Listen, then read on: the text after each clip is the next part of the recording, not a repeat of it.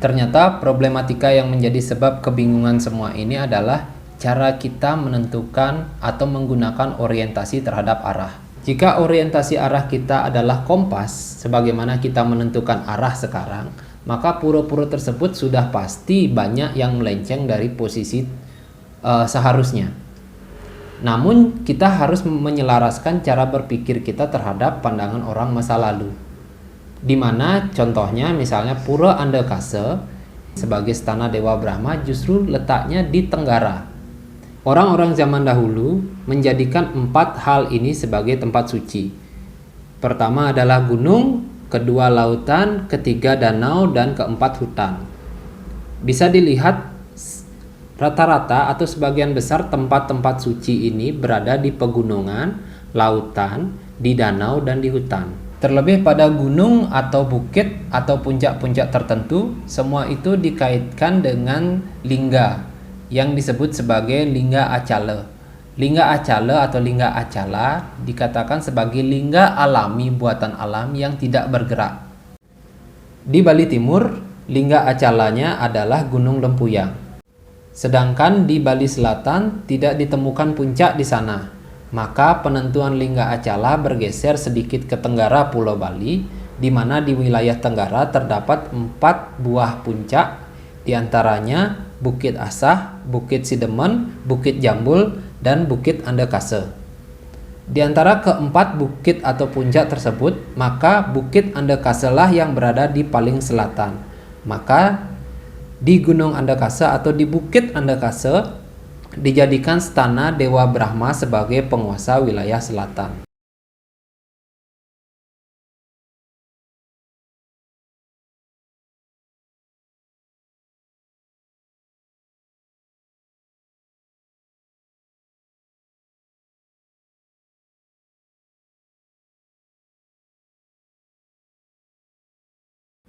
Di barat, Bukit Batu Karu dijadikan stana Dewa Mahadewa sebagai penguasa wilayah barat. Sementara itu, lingga acala yang berada di wilayah utara dapat mengacu pada puncak yang berbeda. Hal ini tergantung pada kategori mana yang sedang dibicarakan. Apabila membicarakan kategori kayangan jagat secara umum yang menganut konsep dasa aksara dan Dewata Nawasanga, maka yang menjadi lingga acala di wilayah utara adalah Gunung Batur atau Gunung Lebah, yang berarti Pura Batur adalah kayangan yang ada di wilayah utara. Apabila membicarakan konsep catur lokapala, maka yang menjadi kayangan di wilayah utara adalah Pura Pucak Mangu. Hal ini dapat terjadi karena orientasi arah orang zaman dahulu dan orang sekarang cukup berbeda, di mana kita sekarang menentukan arah mata angin berdasarkan kompas dan magnet bumi. Namun tidak begitu bagi orang di zaman dahulu. Orang zaman dahulu menentukan kangin kauh kaja kelot mereka menggunakan acuan terbit terbenamnya matahari dan gunung. Seperti misalkan kaja dan kelot, di mana kaja dan kelot bagi masyarakat Bali zaman dahulu tidak serta-merta diartikan harfiah seperti sekarang, yaitu kaja utara dan kelot selatan. Kaja bagi orang Bali zaman dahulu adalah ulu atau kepala yang lebih mengacu pada letak gunung, sementara kelot mengacu pada letak pantai atau lautan. Apabila melihat pada peta, jejeran pegunungan yang membentang dari timur Pulau Bali ke barat seolah-olah membagi Pulau Bali menjadi 2 bagian, yaitu Bali Utara dan Bali Selatan. Bagi masyarakat Bali di selatan akan melihat gunung berada di wilayah utara. Oleh karena itu, kaja bagi masyarakat Bali Selatan adalah utara karena mengacu pada gunung yang berada di utara. Sebaliknya bagi masyarakat Bali Utara seperti Buleleng akan melihat jejeran pegunungan berada di wilayah selatan pada daerah mereka. Maka hulu atau kaja bagi masyarakat Buleleng adalah selatan bagi kita sekarang. Dari seluruh jejeran pegunungan atau puncak tersebut, Puncak Mangu merupakan puncak yang paling utara bagi masyarakat Bali Selatan. Begitu juga Puncak Mangu menjadi puncak yang berada di paling selatan bagi masyarakat Bali Utara.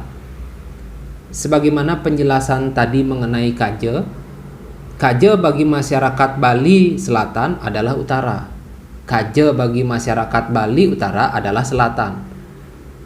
Puncak atau pegunungan yang berada di paling utara dan paling selatan adalah Puncak Mangu.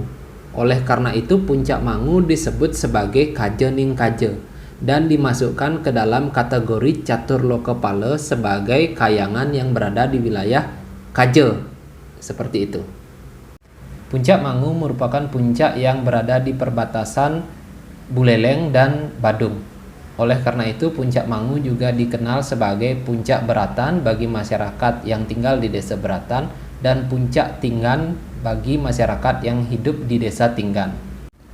Orientasi arah semacam ini dapat dilihat pada tata letak pura di Besakih. Kaje di Kompleks Pura Besakih terletak di arah timur laut secara kompas, di mana mengacu pada posisi geografis Gunung Agung. Sedangkan Kangin lebih berada di wilayah Tenggara. Selain sebagai lingga acala yang berada di wilayah Kaje di Kompleks Besakih, Gunung Agung juga berperan sebagai purwa yang berarti awal.